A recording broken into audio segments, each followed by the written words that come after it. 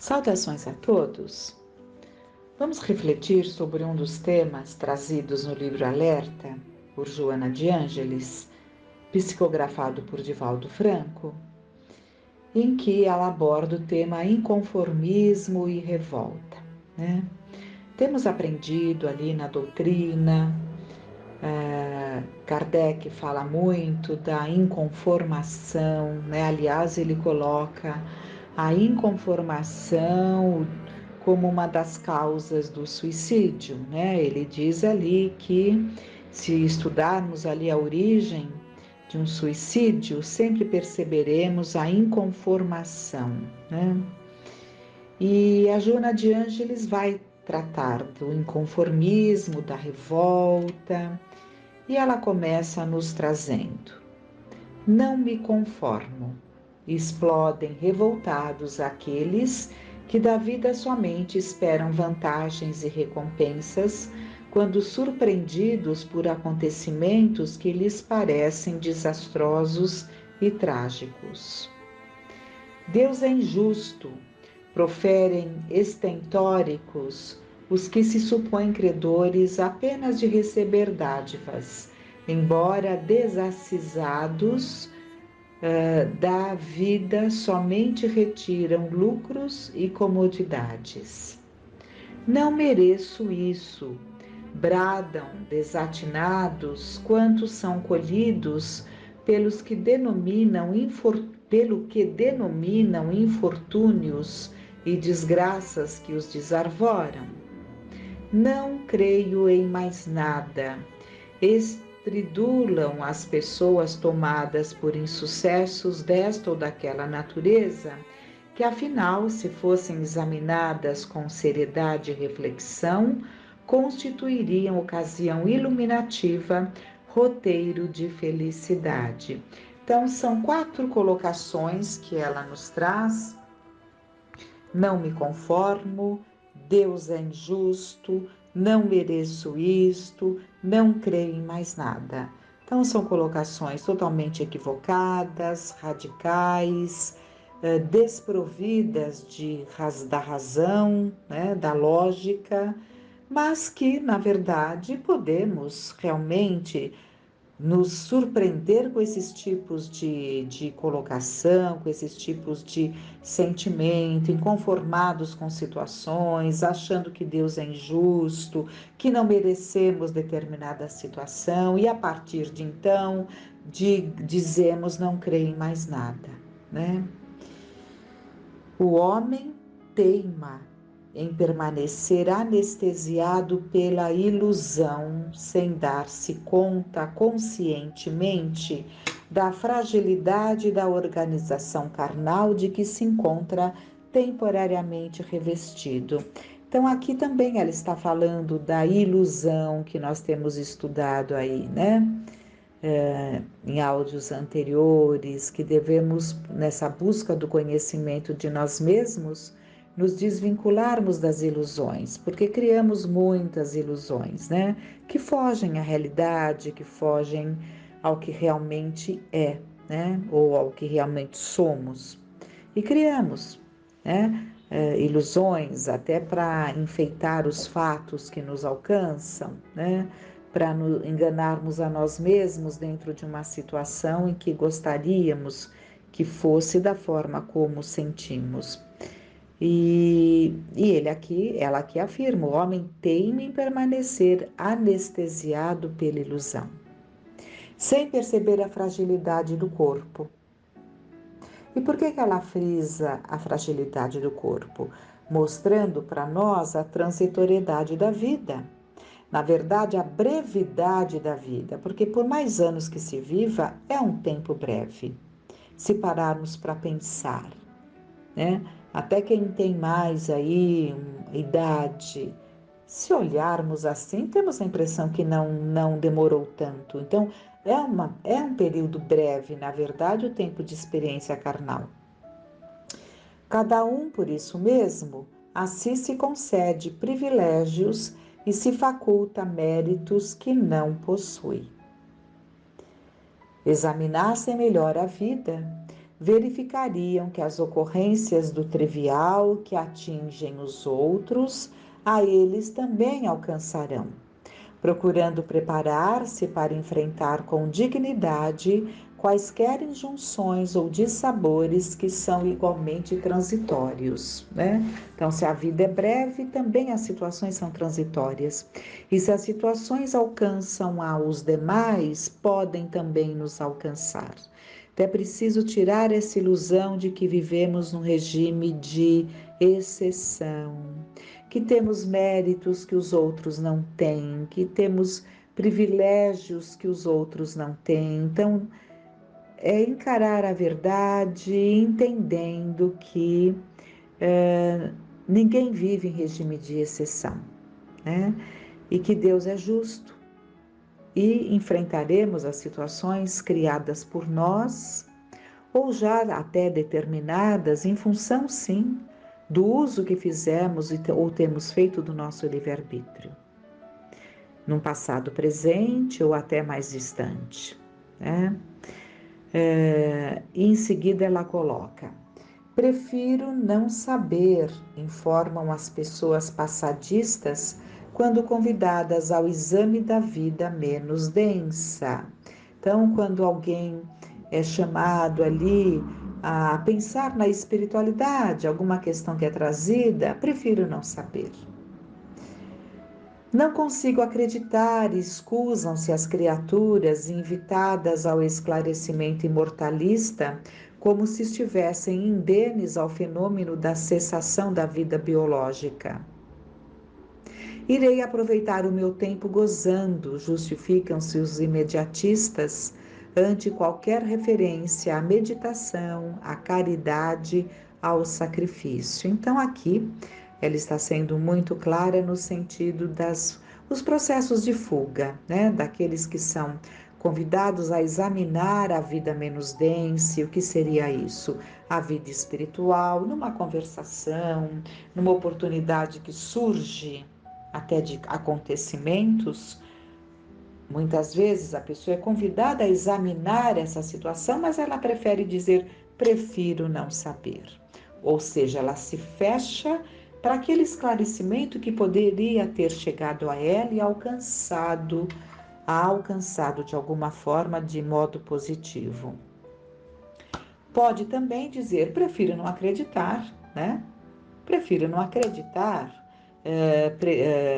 como se estivesse ali livre de abandonar o corpo. Então, por que saber de algo que está tão distante? Por que pensar em algo que por não querermos que chegue, achamos que não vai chegar?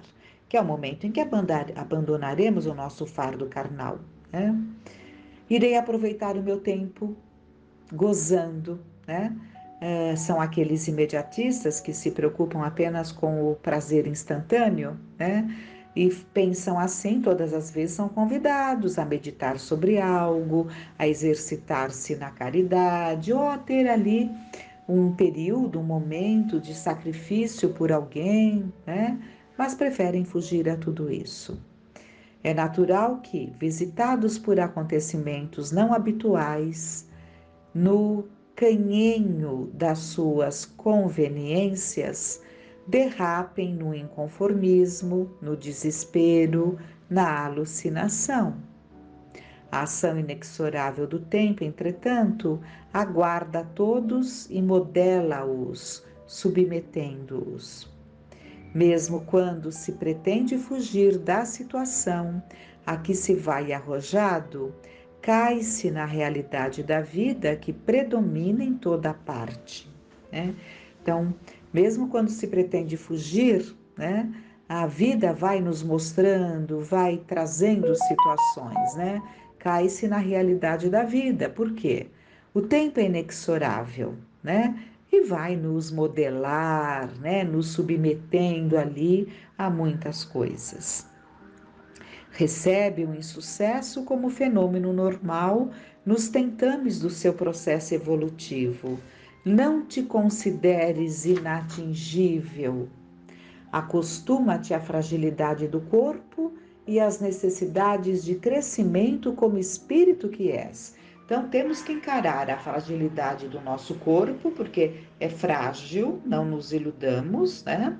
E as necessidades de crescimento da nossa alma, da nossa essência.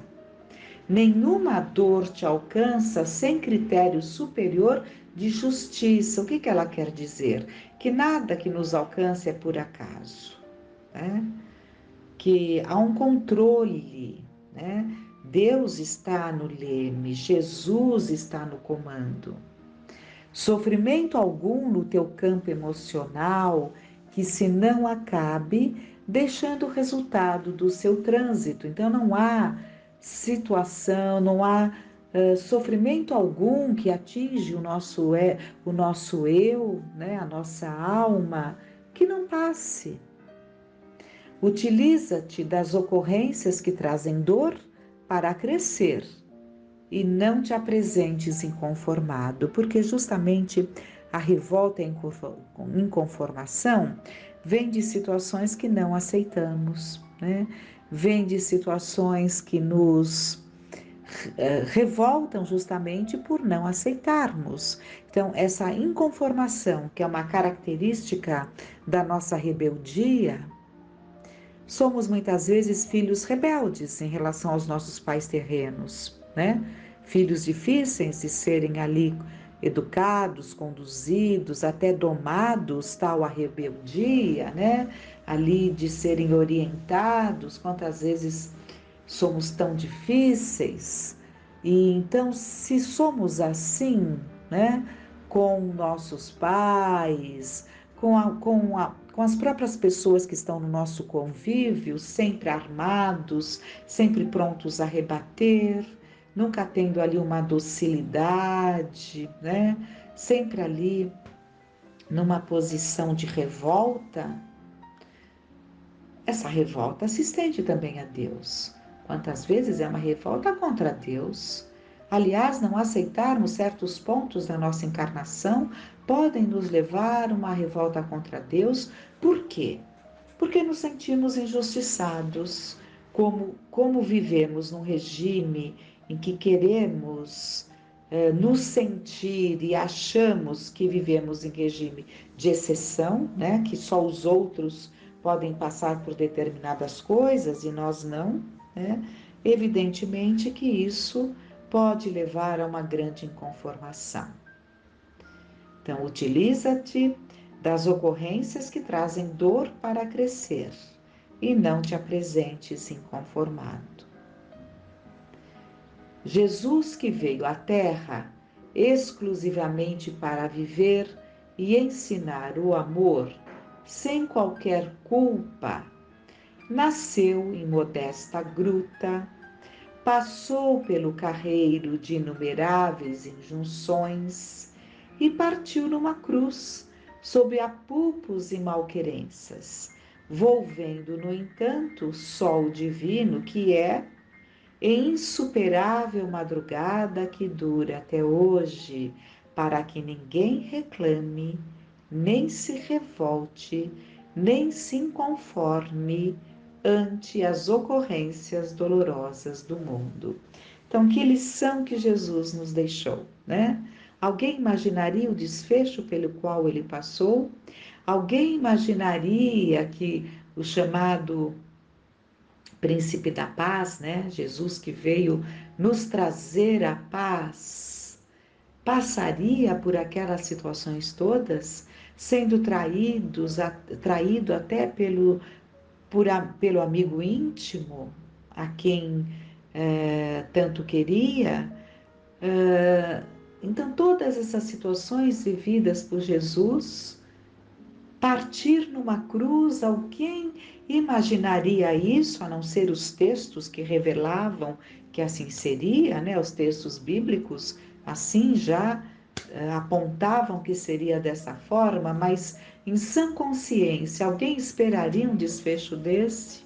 Tanto que Pedro, quando Jesus começa a falar sobre isso, Pedro fala, não, isso não vai acontecer, né? E na verdade aconteceu sim, né? e Pedro negou por 3 vezes, como foi alertado que assim seria. Então, todas essas situações nos dão um grande exemplo, que ninguém está em regime de exceção. Então, todos nós devemos nos preparar para a vida, e a vida nos traz momentos, ciclos de provas mais difíceis, de provações mais amenas e de calmaria. E assim, esses ciclos vão se compondo, e nos períodos mais calmos, digamos, é o período em que devemos nos munir de forças, nos prepararmos por um processo de amadurecimento, de crescimento, para sabermos lidar com as situações. Ninguém deve esperar e ninguém deve se sentir mergulhado num vale de lágrimas, né? Como falava uma antiga prece aí do catolicismo, mergulhar num vale de lágrimas. Não é assim que devemos nos sentir, mas também não devemos nos sentir mergulhando num paraíso em férias. Estamos aqui buscando o aproveitamento, um crescimento, e aquele que busca o aproveitamento, ele vai passar, sim, evidentemente, pelas provações que fazem parte do seu caminho. Mas se ele está em busca de um crescimento, de um amadurecimento, a própria reação dele, o próprio passar pela prova será totalmente diferente daquele que não se prepara, daquele que se mantém por vontade própria num clima de maturidade, se mantém por vontade própria numa fase de infância no crescimento espiritual. Então, tudo isso está em nossas mãos, né? Mas é importante que nos fixemos, é importante que não percamos o alvo, o sentido da vida, porque isso nos ajudará contra esses 2 sentimentos altamente nocivos, que é a inconformação e a revolta. Paralisantes, nos paralisam, nos afastam de pessoas que nos trariam até mais ali um convívio agradável na vida, porque ninguém gosta de estar perto de pessoas revoltadas, inconformadas, porque a própria vibração, as palavras, tudo é muito desagradável. E então é importante que entendamos profundamente a lição que nos chega hoje, né? E foquemos nesse entendimento.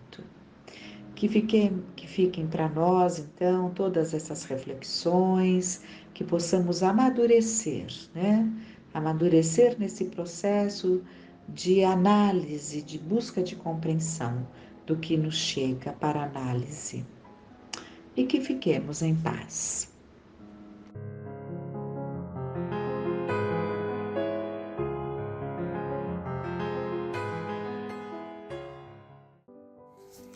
Uma boa noite a todos. Hoje nós vamos finalizar os comentários a respeito de alguns pontos do livro Sinal Verde, que vale lembrar é um livro bastante interessante, que são mensagens de André Luiz, através ali da psicografia de Chico Xavier. Ele fala sobre os antagonistas. O adversário em que você julga encontrar um modelo de perversidade, talvez seja apenas um doente necessitado de compreensão. E de fato, quantas vezes nós podemos ali ter os ditos adversários, os ditos inimigos, que falamos como alguém é capaz de tomar uma atitude dessa magnitude, como alguém pode fazer isso, mas muitas vezes atrás ali daquele que nós tanto condenamos, há muito mais ali uma pessoa doente, né, que tem ali muitas frustrações, que teve ali um passado bastante difícil que nós desconhecemos. Enfim, talvez seja muito mais alguém necessitado de compreensão do que propriamente ali da nossa acusação, do nosso revide, né?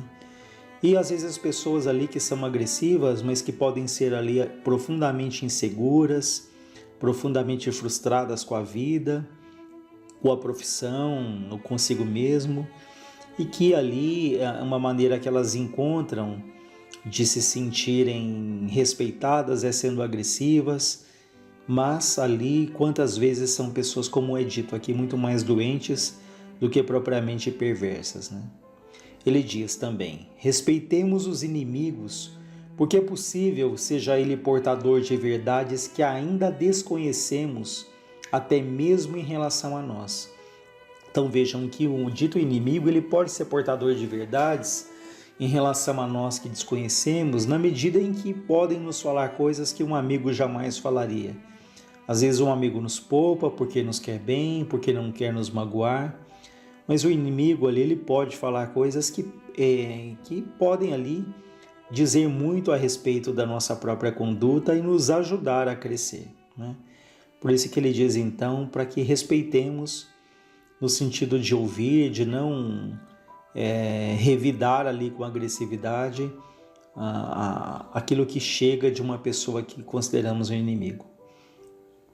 Ele nos fala ainda: quanto mais avança a ciência médica, mais compreende que o ódio em forma de vingança, condenação, ressentimento, inveja ou hostilidade está na raiz de numerosas doenças e que o único remédio eficaz contra as semelhantes calamidades da alma é o específico do perdão no veículo do amor.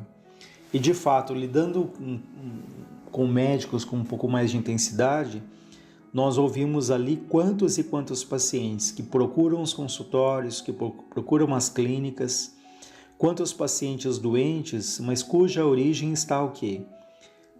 Como ele diz aqui, em ressentimentos, em ódio, em amargura, em tristeza que é acalentada, né, na inveja, na hostilidade, que isso vai danificando ali, repercutindo nos tecidos físicos, né, nas células físicas.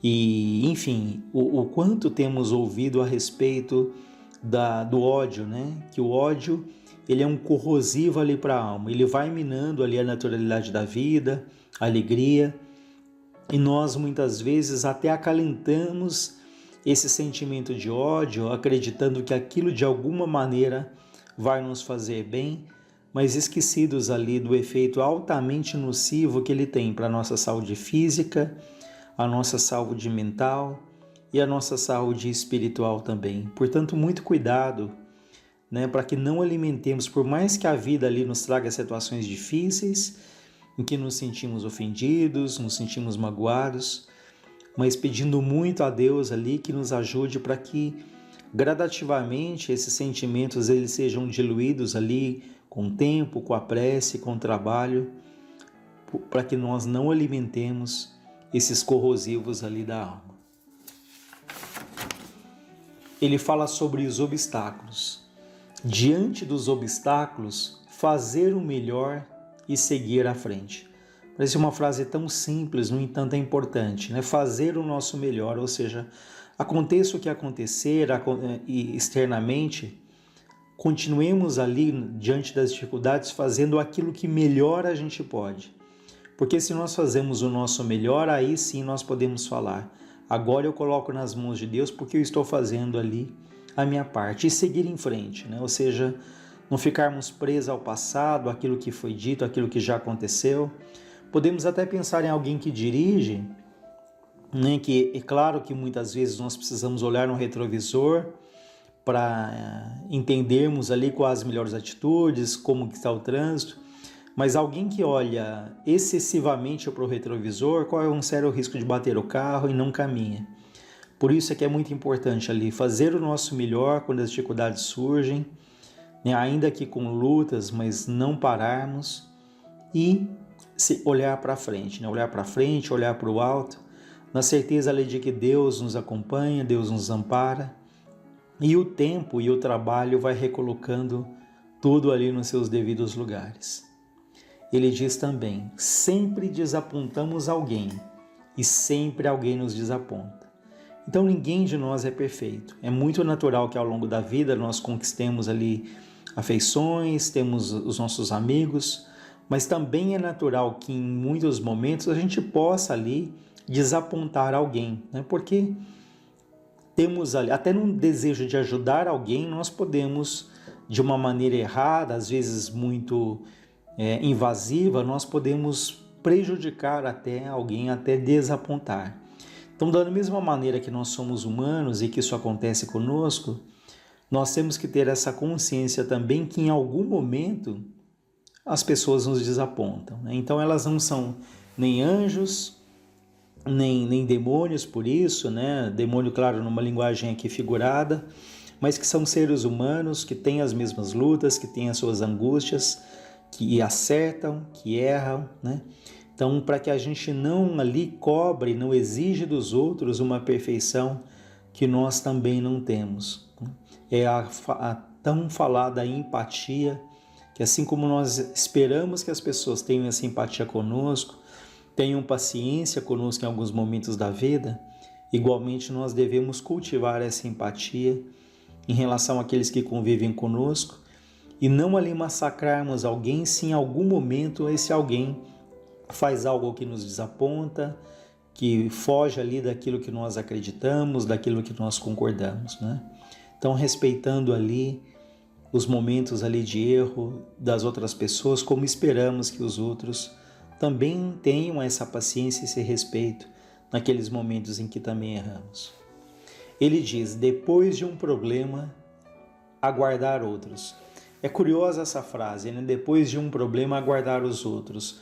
Parece ali uma frase até meio pessimista, mas não, é mais no sentido de entendermos que a vida, ela nos oferece ali os nossos problemas, as nossas dificuldades, e quando esses problemas eles são solucionados, é muito natural que mais para frente outros surjam, porque esses outros nos estimulam, nos tiram ali de uma zona de conforto, eles despertam capacidades que até então estavam adormecidas, que estavam latentes ali. Então é muito natural que depois de um problema outros surjam, reforçando, não no sentido de um pessimismo daquele que só espera problemas, mas daquele que encara os desafios, as lutas, os problemas como fatos que são naturais na vida. E da mesma maneira nós poderíamos pensar numa frase, né? Depois de uma alegria, aguardar outras, né? Então, se depois de um problema aguardar outras, podemos pensar também que depois de uma alegria daqueles momentos em que nós ali agradecemos a Deus, temos momentos de calmaria, de felicidade, também temos essa confiança que outros virão, né, de acordo, claro, com o nosso merecimento, de acordo com a nossa necessidade, mas para todos nós a vida é feita desses ciclos, né, que alguns momentos ali, momentos difíceis, mas também todos nós em alguns momentos teremos os momentos de alegria, em que é muito importante valorizar esses momentos, percebê-los, porque podemos ter ali uma fase boa na vida. No entanto, a gente pode falar, poxa, minha vida está sem graça, não acontece nada de novo, mas talvez seja aquela calmaria que esperamos tanto tempo, e quando ela chega é hora de usufruir, de descansar, né, de percebermos ali tantas outras, talvez até pequenas situações, mas que devemos ser gratos. Ele diz, o erro ensina o caminho do acerto, assim como o fracasso mostra o caminho da segurança. Vejam, o erro ensina o caminho do acerto e o fracasso mostra o caminho da segurança. É que quando erramos, quando fracassamos, temos ali um problema sério até com a nossa própria autoestima, né? Encaramos na nossa cultura o fracasso, o erro como coisas desastrosas, mas é errando, é fracassando muitas vezes em que aquilo nos leva a repensar, a colocar as coisas nos trilhos, a mudar ali um hábito, uma atitude.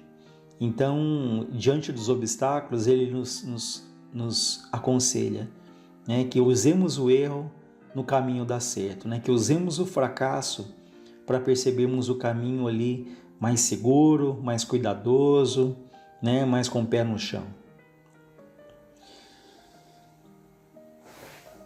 No outro momento, ele vai nos falar sobre os melindres, né? Dê aos outros a liberdade de pensar, tanto quanto você é livre para pensar como deseja. Vejam, dar aos outros a liberdade de pensar. Então, ainda que aquela ideia, aquele pensamento seja absolutamente contrário àquilo que eu acredito, àquilo que eu acalanto, mas cada um tem a sua liberdade, assim como há espíritos que estão nesse momento olhando para nós, espíritos mais maduros, mais evoluídos, e que eles têm essa paciência conosco, entendendo que cada um de nós está ali na sua luta, no seu nível de evolução. Então, da mesma maneira, nós temos que dar ali a liberdade para os outros também pensarem. Isso ajudaria demais ali a termos menos conflitos, menos melindres, na medida em que eu poderia pensar, olha, eu posso não concordar, mas eu respeito a opinião do outro, né? Não só porque é uma individualidade que tem ali esse direito, mas porque cada um tem ali os seus valores, o seu passado, cada um tem uma história de vida absolutamente diferente do outro, né? Então essa liberdade do outro pensar, isso nos ajudaria ali a sermos mais tolerantes, a sermos mais solidários no nosso dia a dia. E ele diz sobre isso que cada pessoa vê os problemas da vida em ângulo diferente. É muito um pouco do que a gente falou agora há pouco, né?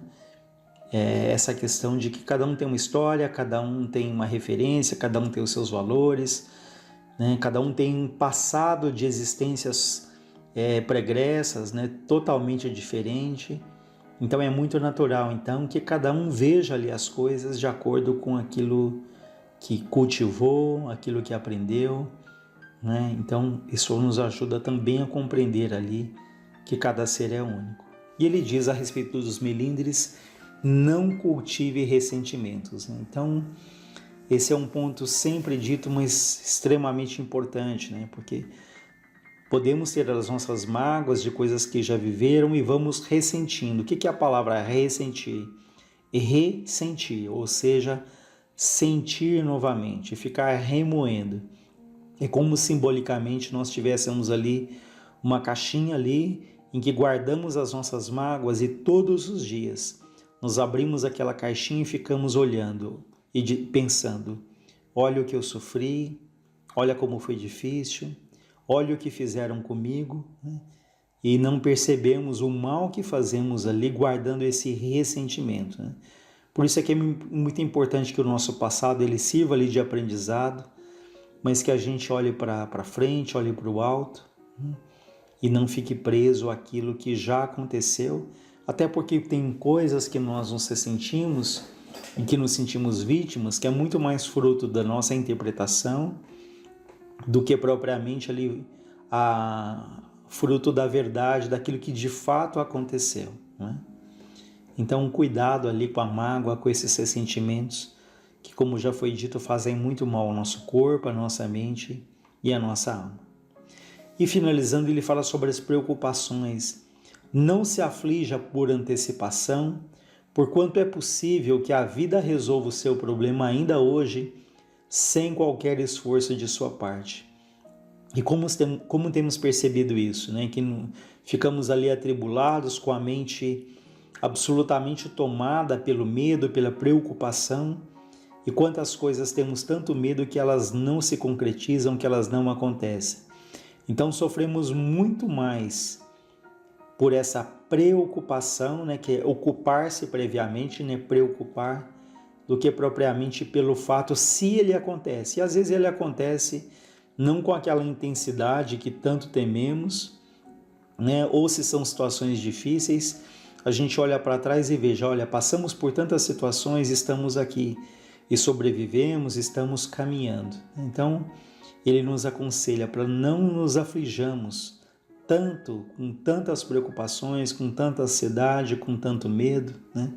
Porque Deus ali estará ao nosso lado e ninguém vai passar absolutamente nada do que não tem ali um aprendizado, uma necessidade, né? Tanto que ele fala: antes das dificuldades de agora, você já faceou, né? Já passou, já se deparou com inúmeras outras dificuldades e já se livrou de todas elas com o auxílio invisível de Deus. E ainda complementa: uma pessoa ocupada em servir nunca dispõe de tempo para contar injúria ou para acalentar injúria ou ingratidão. né? Então, aquele que se dedica, que se concentra no seu crescimento, ele não vai ter tempo ali para injúria, para ingratidão, para maledicência, para fofoca, para o excesso ali de queixas, né? Porque ele tem tanta coisa para fazer que ele não vai encontrar esse tempo para ficar se dedicando ali à ingratidão à vida, né? Por isso ele fala, para finalizar então, trabalhe antes, durante e depois de qualquer crise, e o trabalho garantirá a sua paz. Então, nos momentos de crise, o que ele nos aconselha? Trabalhe antes, trabalhe durante e trabalhe depois, né? Porque, como foi dito, esse trabalho e o tempo, ele vai recolocando tudo nos devidos lugares. Olhamos para trás e percebemos que situações que pareciam ser insolúveis, dramas que pareciam ser ali intransponíveis, e nós atravessamos ali aquele mar, aquele revolto, aquela tempestade, e estamos aqui. Então, da mesma maneira, quando atravessarmos outra crise, ele nos aconselha, trabalhe, né? Trabalhe antes, trabalhe durante, trabalhe depois. Então nós vamos agradecendo a Deus, a Jesus, nosso Mestre, aos Espíritos amorosos e pedindo sempre por todas as famílias, por todos os lares da terra. Que jamais nos falte o bom ânimo, a boa vontade, que jamais nos falte a certeza de que Deus, em sua infinita bondade, tudo sabe, tudo vê, acompanha nossos passos com todo cuidado, com todo amor, com toda atenção. Tenhamos todos um bom final de semana.